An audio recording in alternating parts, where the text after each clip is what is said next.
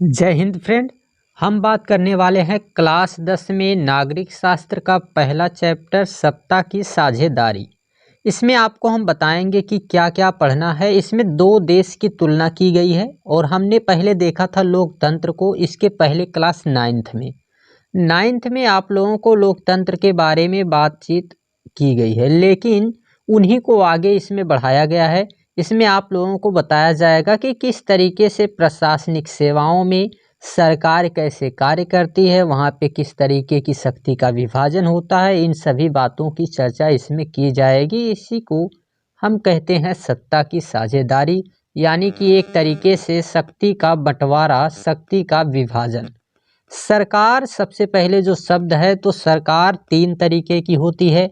इसमें यदि हमें देखना है तो एक तरीका हम दूसरा ये भी कह सकते हैं कि एक तो जो हमारी केंद्र सरकार है, राज्य सरकार है और जिला स्तर की सरकारें होती हैं।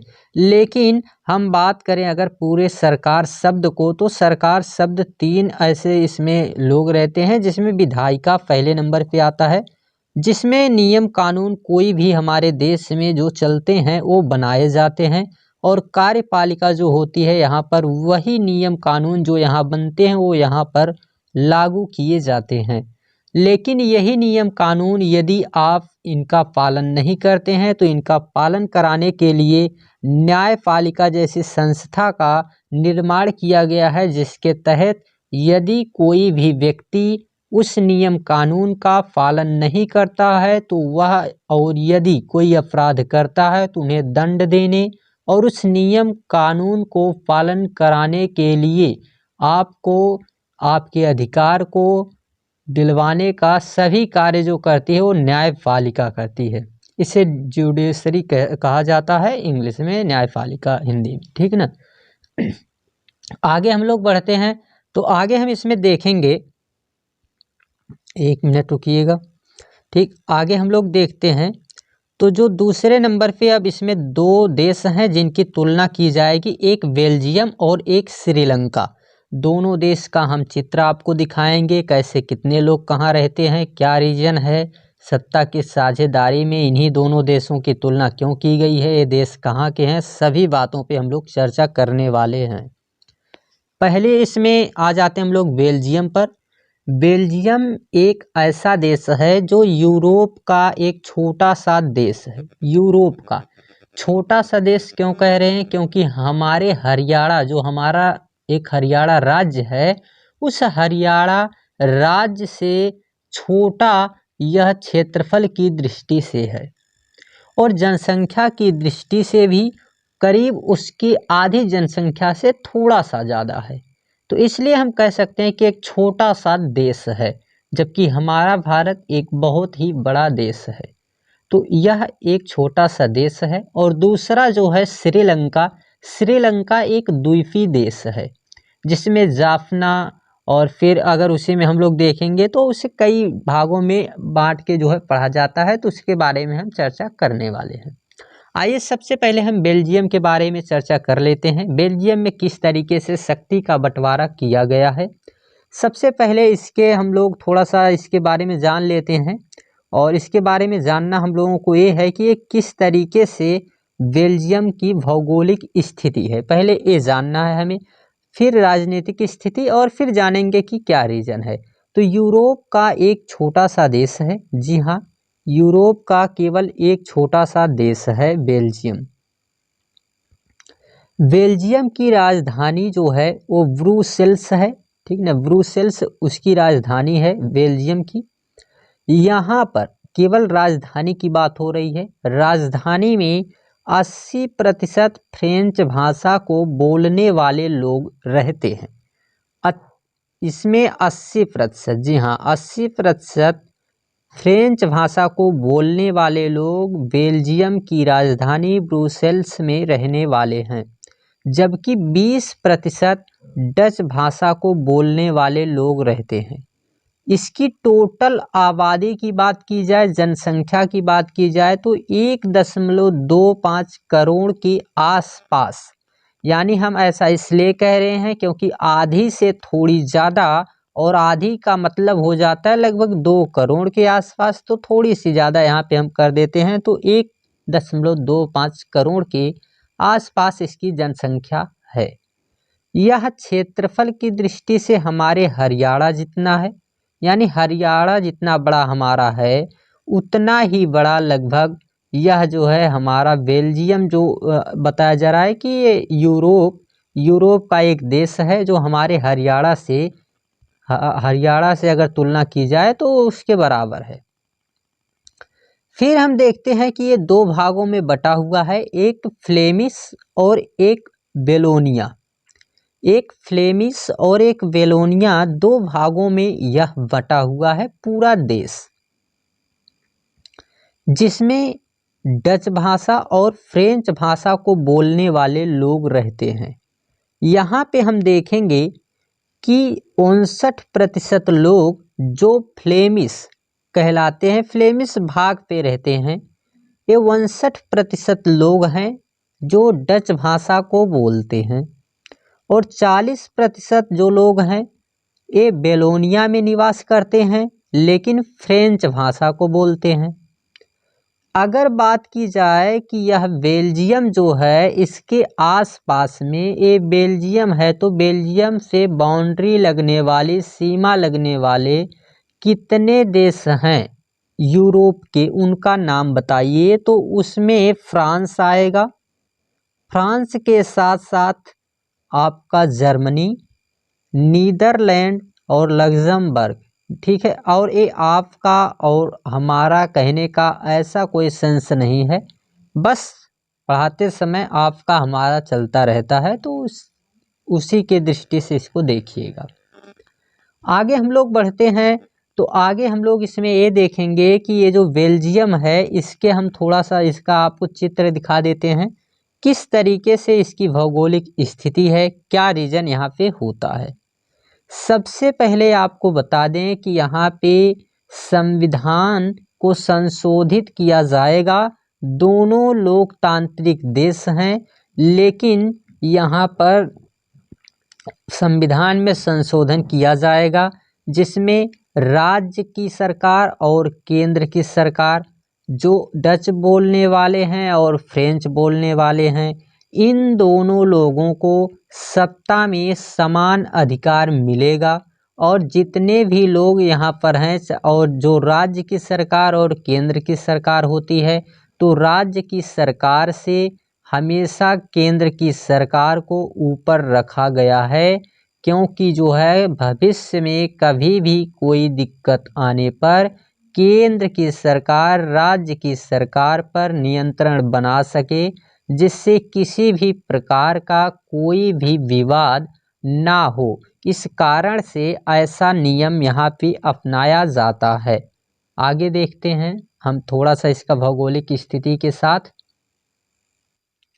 ये है बेल्जियम का चित्र है, इसमें आप देख सकते हैं कि ये जो पीले कलर का आपको दिख रहा है, पीले कलर में ये टोटल जो पीले कलर का दिख रहा है ये है फ्लेमिश, जहाँ डच भाषा को बोलने वाले लोग रहते हैं, ये फ्लेमिश है। और जो लाल कलर में दिख रहा है, ठीक ना, ये जो रेड कलर में दिख रहा है आपको, यही है वेलोन, ठीक ना, ये वेलोन है। और इसे अगर हम लोग बात करें तो यहाँ पे फ्रेंच भाषा को बोलने वाले लोग हैं। और जो यहाँ आप देख सकते हैं कि फ्लेमिश में एक छोटा सा, एक मिनट रुक जाइएगा, सही कर लेते हैं, ठीक। फ्लेमिश में एक छोटा सा आपको हल्का ऑरेंज कलर में दिख रहा है, इसको हम और बड़ा करके दिखाते हैं आपको। यहाँ पे ये चित्र आप देख सकते हैं कि इसी को नाम दिया गया है ब्रुसेल्स, यानी कि जो एक तरीके से राजधानी है, ठीक ना, ये इसकी राजधानी है, जिसे थोड़ा बड़ा करके दिखाया गया है, यही बेल्जियम की राजधानी है। अब बेल्जियम की जो राजधानी है, इससे यहाँ पे बताया जाता है कि 80% जो लोग हैं वो डच बोलने वाले हैं। वो राजधानी का अपना अलग मामला है और पूरे देश का अपना अलग है। इसमें ये समुदाय और क्षेत्र का बंटवारा हुआ है, वही चित्र यहाँ पर दिखाया गया है। इसमें आप देख सकते हैं इसकी जो एक अगर हम लोग देखें तो इसमें जो है जो ब्रुसेल्स की राजधानी, और फिर 1% लोग अभी तक हमने देखा कि 59% और 40% में बटा है। इसमें से जो 1% हैं वो जर्मन भाषा को बोलने वाले लोग हैं। आप देख सकते हैं कि यहाँ पर ये 1% जर्मन भाषा को हम कलर चेंज करके दिखा देते हैं आपको। ये जर्मन भाषा को बोलने वाले लोग हैं, ठीक ना। ये यहाँ पे 1% जो हैं ये जर्मन भाषा को बोलने वाले लोग हैं, तो ये अलग से हैं। अब इनके बीच में भी सत्ता का एक तरीके का जो है थोड़ा सा वाद विवाद बढ़ता है, लेकिन ये वाद विवाद श्रीलंका जैसा नहीं होता है। जब हम अभी श्रीलंका का देखेंगे तो उसकी तुलना इससे की गई है। इसमें जितने कुछ अल्पसंख्यक जो फ्रेंच लोग हैं, जो फ्रेंच बोलने वाले लोग हैं, ये तुलनात्मक रूप से ज़्यादा समृद्ध और ताकतवर हैं। जो फ्रेंच बोलने वाले लोग हैं ये थोड़े से ताकतवर हैं, और बाद में इनकी आर्थिक स्थिति और शिक्षा का लाभ पाने के लिए डच भाषी लोग इस स्थिति से नाराज रहते हैं। जितने भी डच भाषा को बोलने वाले लोग हैं वे इसी कारण से थोड़े नाराज रहते हैं, लेकिन इसमें दिक्कत कुछ भी नहीं आती है। बाद में इनके संविधान में संशोधन किया जाता है। ये 1950-60 के दशक में थोड़ा सा जो है इनके बीच में तनाव की स्थिति रहती है, लेकिन सब सही हो जाता है। तो यहाँ पे कुछ दिक्कतें आती हैं, थोड़ा सा तनाव रहता है, लेकिन इसी के समय अभी हम पहले श्रीलंका के बारे में भी बात कर लेते हैं। फिर क्या जो तनाव आया तो उस समय बेल्जियम क्या करता है, और जब यही तनाव श्रीलंका में आता है तो श्रीलंका इससे किस तरीके से निपटता है। तो श्रीलंका बेचारा एकदम से वहाँ पे कई लोगों के बीच में लड़ाई झगड़े भी होते हैं, कई की जान भी जाती है, लेकिन बेल्जियम जो रहता है वो समझदारी के साथ इन सभी समस्याओं से निकल जाता है। तो वो घटना देखने से पहले हमें श्रीलंका के बारे में देखना पड़ेगा। श्रीलंका के बारे में हमें देखना है तो सबसे पहले जानना पड़ेगा कि उसकी भौगोलिक स्थिति क्या है, राजनीतिक स्थिति क्या है, सामाजिक स्थिति क्या है, फिर हम आगे बढ़ सकते हैं। तो आइए श्रीलंका के बारे में देखते हैं। श्रीलंका एक द्वीपीय देश है, ठीक ना, यानी कि एक तरीके का द्वीपीय देश है जो चारों तरफ जल से घिरा हुआ है। तमिलनाडु के थोड़े से जो तमिलनाडु का दक्षिणी तट है उसके कुछ किलोमीटर के दूरी पर स्थित है।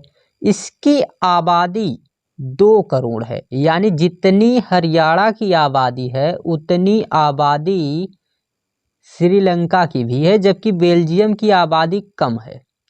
और दक्षिण एशिया के अन्य देशों की तरह श्रीलंका आबादी में भी कई जाति समूह के लोग रहते हैं। यहाँ पे आप सिंघली लोगों को देखेंगे, तमिल लोगों को देखेंगे, तो ऐसे कई जाति के लोग यहाँ पे रहते हैं। उनका वर्णन यहाँ पे किया गया है। 74% फीसदी का मतलब ही प्रतिशत से लिया गया है, तो 74% यहाँ सिंघली जाति के लोग रहने वाले हैं। और यहाँ पे 18% तमिल के लोग रहने वाले हैं। बाद में जो 13% बचता है ये तमिल में भी 2 समूह है। एक श्रीलंका मूल के निवासी हैं जो 13% के लोग हैं, 13% लोग हैं जो निवास करते हैं। तो इनके बीच में भी क्या होता है कि ये जो 74% लोग हैं ये लोग खुद को शक्तिशाली समझकर सत्ता को अपने हाथ में लेना चाहते हैं, जिसके कारण से इनके बीच में विवाद उत्पन्न हो जाता है और इसे वहाँ की सरकार दबा नहीं पाती है, जिसके कारण श्रीलंका में 1948 ईस्वी में श्रीलंका एक स्वतंत्र राष्ट्र बना था, जिसमें सिंघली समुदाय के जितने नेता थे वो बहुसंख्या के बल पर, यानी ज़्यादा लोग हैं 74% हैं, तो शासन पर अपना अधिकार जमाना चाहते हैं, जिसके वजह से लोकतांत्रिक रूप से निर्वाचित सरकार थी, यानी जो उनका निर्वाचन हुआ था, वहाँ पर सिंघली समुदाय के लोग अपना अधिकार जमा लेते हैं। और वहीं पर 18% रहने वाले जो तमिल लोग थे उन्हें 1956 ईस्वी में उनकी भाषा को हटाकर सिंहली लोगों की जो भाषा थी उसी को राज्य भाषा घोषित कर दिया गया। जितने विश्वविद्यालय थे, जितने सरकारी नौकरी, जितने भी अलग अलग कार्य होते थे, सब जगह जो है यही राज्य भाषा सिंहली लोगों की अपना ली गई और जो उनकी तमिल भाषा थी उसे समाप्त कर दिया गया। इसी कारण से यहाँ इन लोगों के बीच में एक तरीके का इनके बीच में आक्रोश फैला और इन दोनों समूहों के मध्य लड़ाई झगड़े शुरू हो जाते हैं, जिसमें कई लोगों की जान जाती है। थोड़े से भौगोलिक स्थिति के बारे में, ये जाफना है,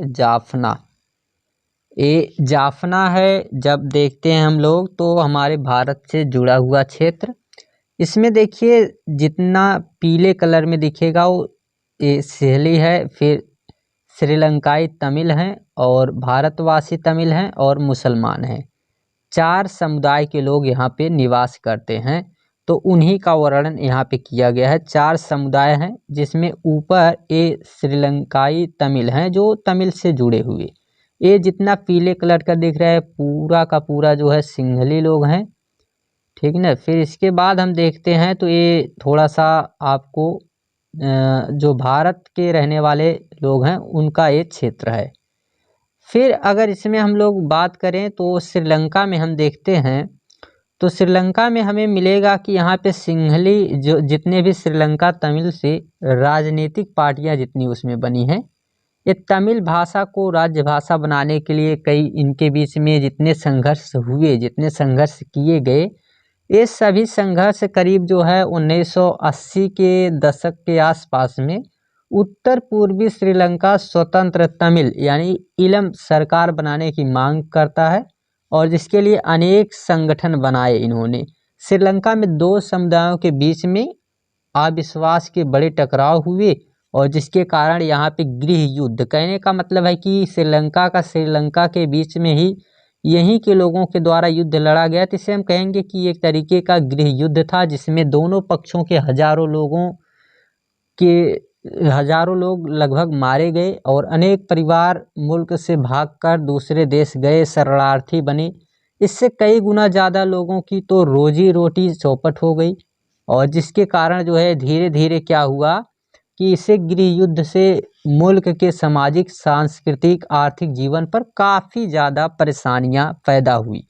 यह इसका अंत 2009 में इस गृह युद्ध का अंत हुआ था।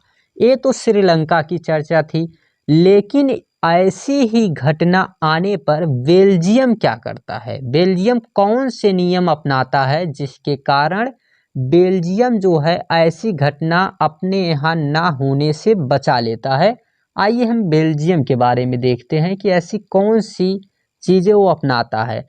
तो बेल्जियम क्या करता है कि बेल्जियम अपने यहाँ संविधान में 4 संशोधन करता है। वो 4 संशोधन कौन कौन से हैं?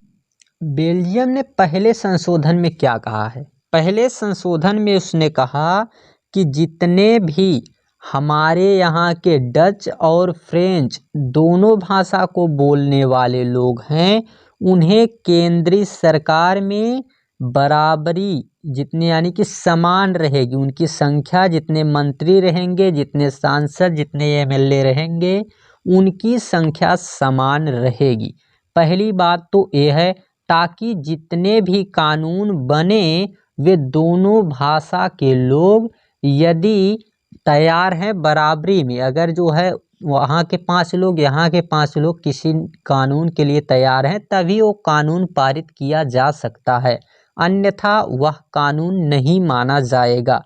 ये बेल्जियम की समझदारी का पहला संशोधन था। दूसरा संशोधन क्या है? दूसरे संशोधन में इन्होंने क्या जोड़ा है? दूसरे संशोधन में इन्होंने कहा कि राज्य की सरकार केंद्र सरकार के अधीन नहीं है, ठीक ना। इन्होंने कहा है कि जो भी राज्य की सरकार रहेगी वो केंद्र के सरकार के अधीन नहीं रहेगी। शायद वहाँ पे हमने लिखते वक्त जो है लिख दिया था इसको, तो केंद्र की सरकार जो है वो यहाँ पे क्या कहा गया है कि राज्य की सरकारें केंद्र के सरकार के अधीन नहीं रहेंगी। फिर जो राजधानी है, जो उसकी राजधानी ब्रुसेल्स है, वहाँ अलग सरकार है। तो इन्होंने कहा कि जो राजधानी रहेगी उसके लिए अलग सरकार रहेगी, जबकि राज्य की सरकार पर केंद्र के सरकार का किसी भी प्रकार का कोई भी अधिकार नहीं रहेगा। फ्रेंच भाषी लोग ने जो राजधानी ब्रुसेल्स है वहाँ समान प्रतिनिधित्व के लिए एक प्रस्ताव को स्वीकार किया, जिससे डच भाषी लोग केंद्रीय सरकार में बराबरी का प्रतिनिधित्व स्वीकार कर सकते थे। ये इसका तीसरा जो संशोधन था। इसके बाद चौथा क्या था, तो चौथे में था कि केंद्रीय और राज्य सरकार के अलावा, केंद्र और राज्य सरकार के अलावा यहाँ पर एक तीसरे स्तर की सरकार होगी, जिसे सामुदायिक सरकार कहेंगे। ये सामुदायिक सरकार क्या क्या करेगी, ये किसके द्वारा चुनी जाएगी, तो उसी के द्वारा चुनी जाएगी किसी एक भाषा के द्वारा उनकी अपनी सरकार रहेगी। जैसे फ्रेंच लोग अपनी सरकार एक चुन सकते हैं जिसे सामुदायिक सरकार कहेंगे, और एक किस तरीके का निर्णय लेगी, तो ये निर्णय लेने का जो कार्य करेगी, तो निर्णय ये लेगी किस तरीके की, शिक्षा पर, सांस्कृतिक पर, भाषा जैसे मामले पर, यह कुछ भी अधिकार से लेकर जो भी मामले हैं उसमें इसका अपना योगदान रहेगा। तो इस तरीके से बेल्जियम ने अपने यहाँ के सत्ता में साझेदारी करके वहाँ पर लोगों को अधिकार देकर अपने यहाँ की स्थिति को बचा लेता है, जबकि श्रीलंका की स्थिति बेल्जियम की तुलना में काफ़ी दयनीय हो जाती है। आइए अब कुछ इससे और भी थोड़े से क्वेश्चन जुड़े हुए रहते हैं, उनको हम देख लेते हैं। क्या ज़रूरत होती है सत्ता की साझेदारी की, उस पॉइंट पे ध्यान देते हैं। तो क्या ज़रूरत है सत्ता की साझेदारी करने की, ठीक ना, क्या क्या उससे फ़ायदे होते हैं, क्या नुकसान होते हैं। पहली बात यह है कि सत्ता की साझेदारी ज़रूरत इसलिए है क्योंकि इससे क्या होता है कि सत्ता की जब जो है बंटवारा हो जाता है, साझेदारी हो जाती है, तो साझा करने से क्या होता है कि इसे बताया जाता है कि लोकतंत्र की आत्मा है सत्ता की साझेदारी, यानी सत्ता का बंटवारा करना ही लोकतंत्र माना जाता है, उसमें सरकार का बंटवारा होना ही चाहिए। दूसरी बात यह है कि सत्ता जैसे ही बंटवारा उसमें कर दिया जाता है, विभाजन हो जाता है, तो सरकार कोई एक व्यक्ति नहीं रहता, किसी एक व्यक्ति के नियंत्रण में नहीं रहता कि वो कोई भी निर्णय ले सके, तो कई लोगों के हाथ में रहेगा। इसके वजह से जो है सब सोच विचार के अच्छी बातों को जो है ध्यान दिया जाएगा। इस तरीके से सत्ता की साझेदारी अत्यधिक ज़रूरी होती है और इसे ही लोकतंत्र की आत्मा कहा जाता है।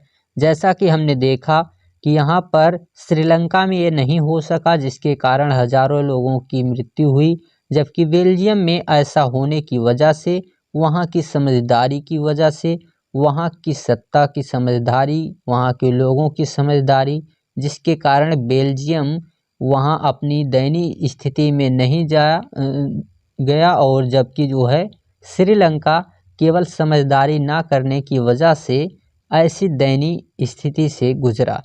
तो ये सत्ता की साझेदारी नामक चैप्टर में जितने मेन पॉइंट थे उसको हम लोगों ने देख लिया। तो thanks, take care, bye bye, और जल्द ही मिलेंगे दूसरे चैप्टर के साथ।